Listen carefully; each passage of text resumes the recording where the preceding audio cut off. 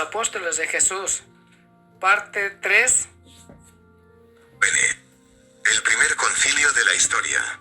Mientras tanto había ocurrido un hecho decisivo, exponente como ninguno de la lucha que mencionamos, la conversión de Pablo. Era Pablo, o Saulo, un joven judío, de buena formación teológica y representante cabal de la línea dura y ortodoxa del oficialismo religioso.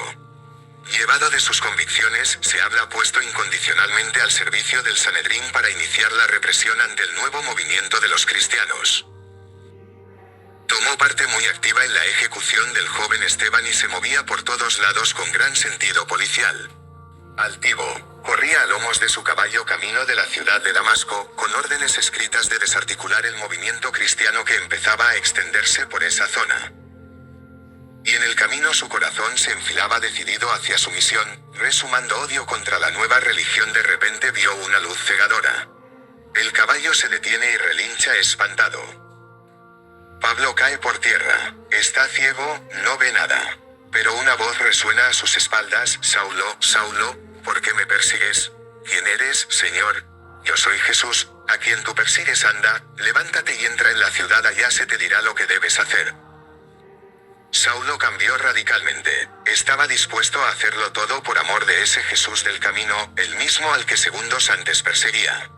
Sus acompañantes tuvieron que ayudarle a montar de nuevo sobre su caballo, y con ellos llegó a Damasco. En esa ciudad, Pablo entraría en contacto con los cristianos por mediación de un anciano venerable, de nombre Ananías. Espíritu dócil ahora, después de temporadas de oración y retiro, Pablo sería, ya desde ese momento, el mayor apóstol de la historia. Es un caso singular el de Pablo.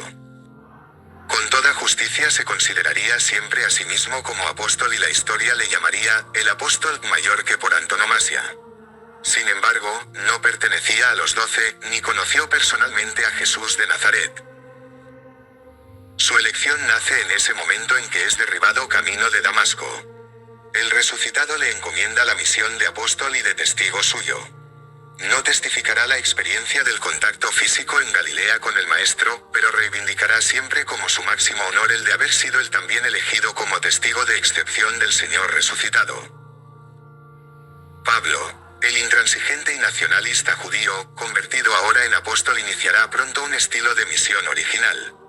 Mientras los demás apóstoles habían circunscrito fundamentalmente su predicación a las fronteras de Palestina, Pablo empezó a predicar el evangelio a los no judíos, a los gentiles. De ahí surgió la primera cuestión teológica importante en la historia del cristianismo, y por consiguiente la Asamblea de Jerusalén, que hemos llamado Primer Concilio de la Iglesia.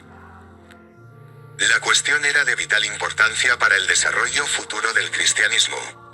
Podría resumirse en estos términos: es preciso que los gentiles convertidos acepten, como requisito para ser cristianos, las costumbres, los ritos y las leyes judías.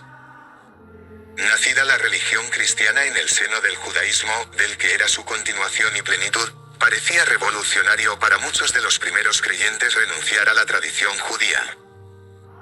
Los nuevos cristianos deberían seguir observando las reglamentaciones sobre ayunos, alimentos, fiestas y circuncisión. Sería preciso para aceptar el cristianismo aceptar igualmente la cultura judía.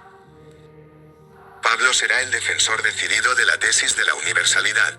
El cristianismo no es privilegio de una raza o de una cultura determinadas.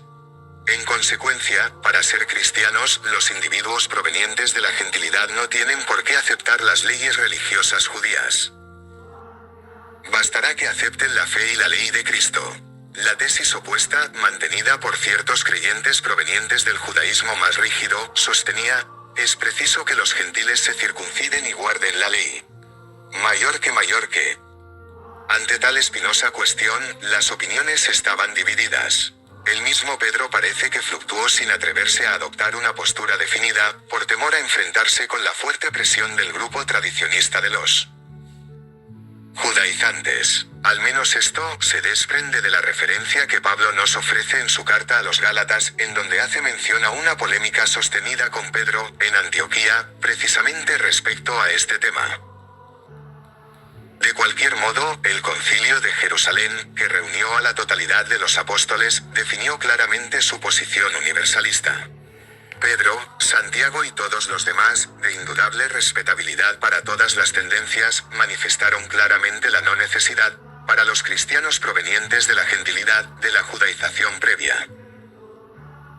Dios, que conoce los corazones, ha testificado en favor de los gentiles, dándoles el Espíritu Santo igual que a nosotros y no haciendo diferencia alguna entre nosotros y ellos, purificando con la fe sus corazones. Son palabras de Pedro en la asamblea ahora. Pues, ¿por qué tentáis a Dios queriendo poner sobre el cuello de los discípulos un yugo que ni nuestros padres ni nosotros fuimos capaces de llevar? Pero por la gracia del Señor Jesucristo creemos ser salvos nosotros lo mismo que ellos.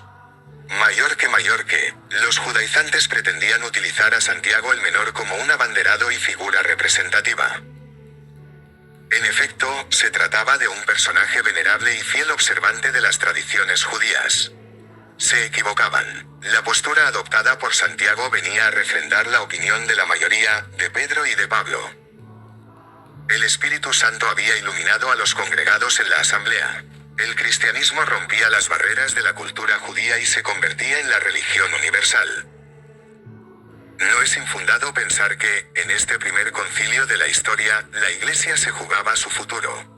De haber adoptado una postura conservadora y retrógrada, el cristianismo hubiera sido la religión de una cultura y raza determinada, la judía. Con la decisión tomada, en cambio, se constituía en la religión sin frontera, en el mensaje aceptable a cualquier corazón humano. Todo ello, por lo demás, estaba perfectamente acorde con una universalidad exigida por el mismo Jesús. Y por todo el mundo, y predicad el Evangelio a toda criatura. Mayor que CAPITULO 5. Pedro quiere decir piedra, el primero de los apóstoles. De entre los 12, destaca la figura de Pedro. Él viene a ser el principal, la autoridad máxima, el aglutinador del grupo. Son, al respecto, significativos una serie de hechos que conviene destacar. Las diferentes versiones en que ha llegado hasta nosotros el Evangelio nos presentan, en diversas oportunidades, la lista de los 12 apóstoles.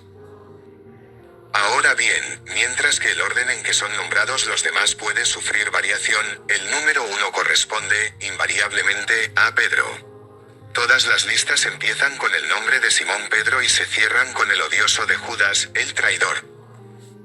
El liderazgo correspondiente a Simón Pedro se manifiesta asimismo en las actividades apostólicas del comienzo en Pentecostés, es el quien se dirige, en nombre de sus compañeros, a la multitud congregada. Cuando, en compañía de Juan, es apresado por el Sanedrín, es el quien toma la palabra. En el concilio de Jerusalén, le podemos ver ocupando un primerísimo lugar. Y Herodes Antipas, intentando asestar un golpe capital al naciente cristianismo, no concibe mejor idea que la de asesinar a Pedro. Su autoridad es reconocida por todos. Pablo, que tiene el coraje y la libertad cristiana de discutir con él, sube sin embargo a Jerusalén a recibir de Pedro y el resto del colegio apostólico el espaldarazo oficial de su ministerio. Las llaves del reino. No fue capricho, ni imposición, ni siquiera cualidad innata la que llevó a Pedro a su situación de primacía dentro del grupo de los apóstoles, y en 1:2:1:3, consecuencia, dentro de la primitiva iglesia. Eran un liderazgo y una primacía resultantes de la misión recibida del mismo Jesús. Ese rudo pescador del Tiberíades, sorprendido un día ante una maravillosa pesca después de la cual el maestro le ofreciera la invitación a convertirse en pescador de hombres, no había sido hasta entonces más que Simón, un nombre bastante generalizado entre los judíos. Fue precisamente Jesús quien le pondría el sobrenombre de Pedro. El nombre, para los orientales, define a la persona que lo lleva. Al ponerle Jesús a Simón el inusitado nombre de Pedro, estaba dando a su persona una nueva dimensión.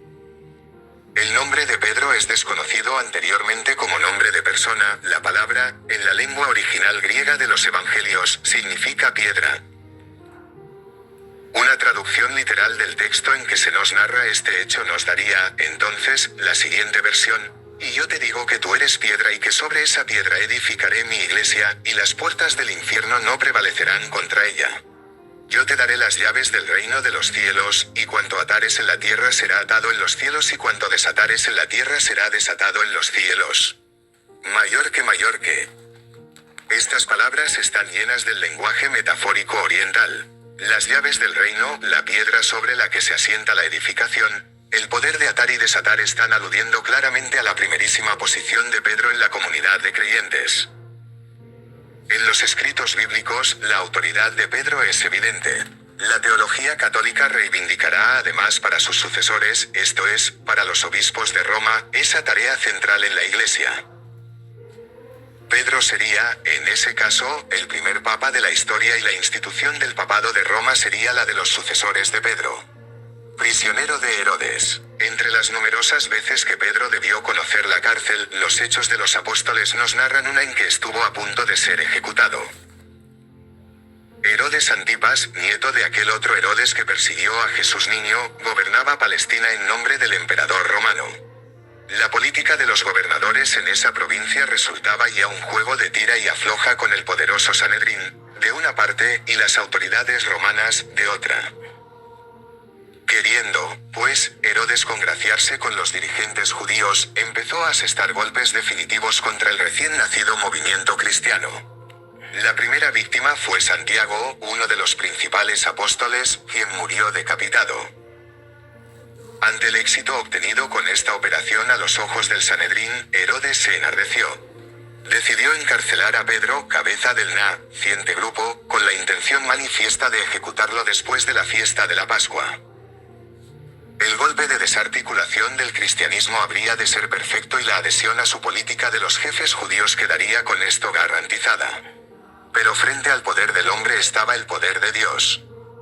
La noche misma antes de ser ejecutado, un ángel de Dios libera milagrosamente a Pedro y le conduce, sin el menor estorbo por parte de los centinelas, fuera de la cárcel y de la ciudad. Pedro, emocionado, se dirige entonces a casa de unos amigos cristianos. Después de conversar con los allí reunidos, que no acababan de dar crédito a lo que veían, puesto que ya daban a Pedro por muerto, se despidió y ya se dirigió a otro lugar, imprecisión local del libro de los Hechos de los Apóstoles. En Antioquía, importante ciudad del sur de Turquía, Antioquía fue considerada desde antiguo por los cristianos, junto con Roma y Alejandría, una venerable sede religiosa. En efecto, pronto se desarrolló en ella una importante comunidad cristiana de origen directamente apostólico. Tanto Pedro como Pablo predicaron durante mucho tiempo en esta ciudad. Aunque las noticias bíblicas son escasas al respecto, es absolutamente cierto que Pedro fue el organizador, junto con Pablo, de la iglesia de Antioquía. Testimonios históricos que se remontan al siglo II, y autores _ tan serios como Juan Crisóstomo, Eusebio de Cesarea y Orígenes nos lo atestiguan. Pedro fue a Antioquía muy pronto. Seguramente, después de la persecución levantada en Palestina contra los cristianos y que costó la vida del joven Esteban. En una segunda visita, estableció allá su centro temporal de operaciones, dedicándose por entero, en calidad de jefe de las diferentes comunidades de la zona, a la organización y consolidación de las mismas. En toda la actividad apostólica puede apreciarse un esquema común de actuación. A grandes rasgos es el siguiente. En primer lugar, los apóstoles llegan a determinado lugar, hacen los primeros contactos con los pobladores y anuncian, proclaman el mensaje de Jesús. Este mensaje, este anuncio primero dirigido a gentes que aún lo ignoran todo sobre Jesús, no es de índole ideológica o doctrinal. Los apóstoles no proclaman doctrinas, ideas, proclaman unos hechos, unas realidades salvadoras de las que ellos son testigos. No olvides suscribirte a nuestro canal y darle like al video, compártelo con tus amistades para llegar a más personas y que Dios los bendiga a todos los que escuchan este video.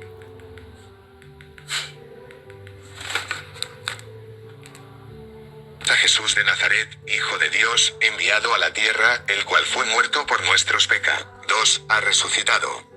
En este Jesús está nuestra liberación, mayor que. Esta primera fase de la actividad de los apóstoles recibe en griego el nombre de querigma, esto es, predicación, anuncio, proclamación de algo.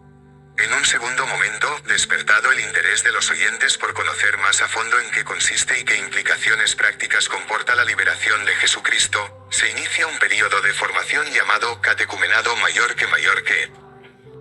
Los interesados en el cristianismo asisten, por espacio de varios meses, a reuniones periódicas en las cuales profundizan progresivamente en el conocimiento de los hechos y la doctrina de Jesús.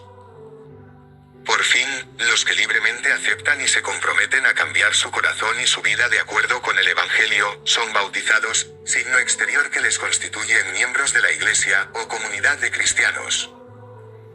Era preciso, pues, predicar, atender al adoctrinamiento de los catecúmenos, bautizar y organizar las comunidades constituidas. Esa fue la labor realizada por Pedro en Antioquía y en los demás lugares visitados.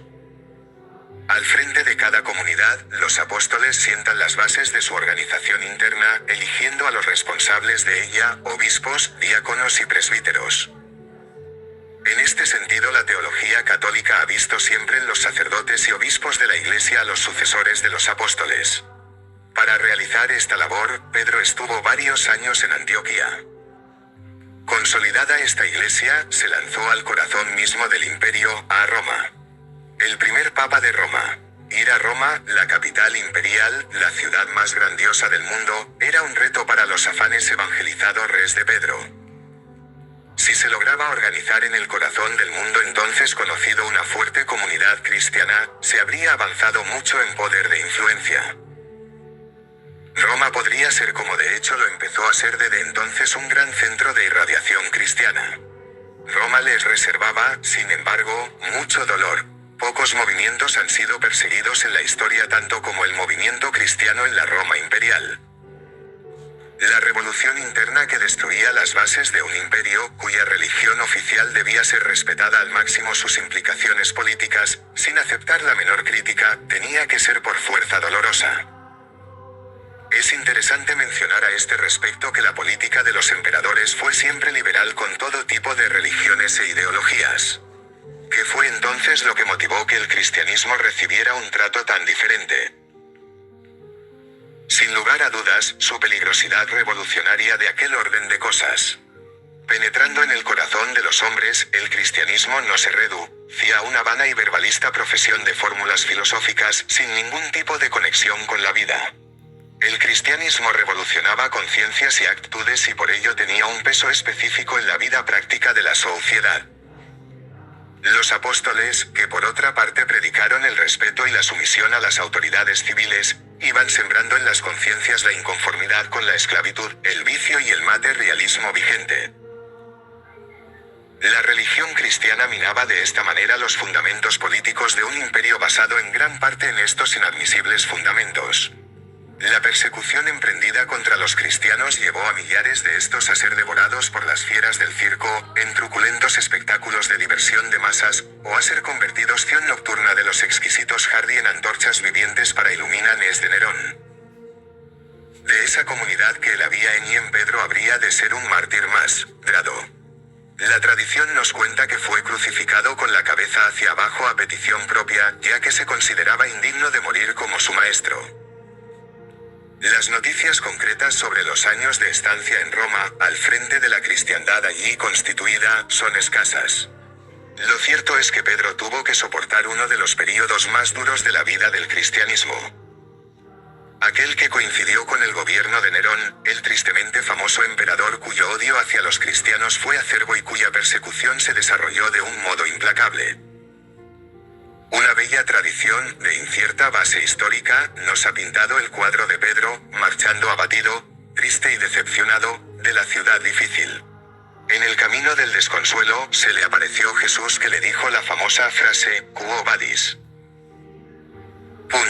El ánimo del maestro le infundió las fuerzas necesarias para retornar. Poco tiempo después, sufriría el martirio. Tertuliano, famoso escritor de refiriéndose a estos hechos, dirá que los primeros siglos del cristianismo, resangre de los mártires es semilla de cristianos. No había fuerza humana capaz de impedir la ascensión de esa savia fresca que subía inundando de limpieza el sucio estado de un imperio que decaía ya, dormido en sus flores, sus monumentos y su poder de matar impunemente. Roma habría de ser al fin la gran sede cristiana. Los católicos han querido ver en esta iglesia de Roma, que tuvo por jefe al príncipe de los apóstoles, la sede del primer papa, la ciudad madre del orbe cristiano, la ciudad cristiana por excelencia. Desde el punto de vista que sostiene la teología católica no queremos entrar en la polémica que al respecto plantean las otras iglesias cristianas. Los siguientes obispos de Roma darían de Pedro el primado de la Iglesia universal.